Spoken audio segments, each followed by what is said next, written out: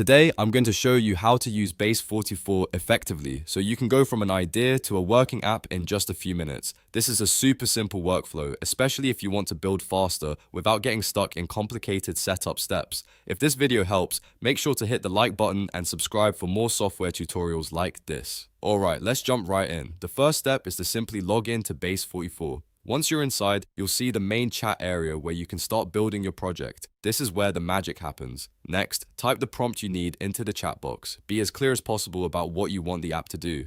For example, you could type something like, create a task manager app with features like adding tasks, marking tasks as complete, deleting tasks, and organizing tasks by category.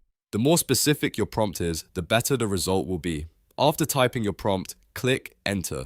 Base44 will start generating the build automatically based on your instructions. In many cases, the app will be finished within minutes, which makes it a really powerful tool for rapid development. While it's building, you can watch the progress and see your idea come together without needing to manually code everything from scratch. Once the build is complete, you can review the app and make changes if needed. This is one of the best parts because you can refine the layout, update the functions, or adjust the features until everything looks and works the way you want. If something needs to be improved, just continue the conversation and describe the change you want. Base44 can update the app based on your new instructions, making the process quick and flexible. After you're happy with the final version, the last step is to publish it. That's it. Your app is live and ready to share. So to recap, you log in, type your prompt into the chat box, press enter, wait for the build to finish, make any changes you need, and then publish the app. It really is that straightforward. If this video helped you, don't forget to like, subscribe, and turn on notifications so you don't miss the next tutorial.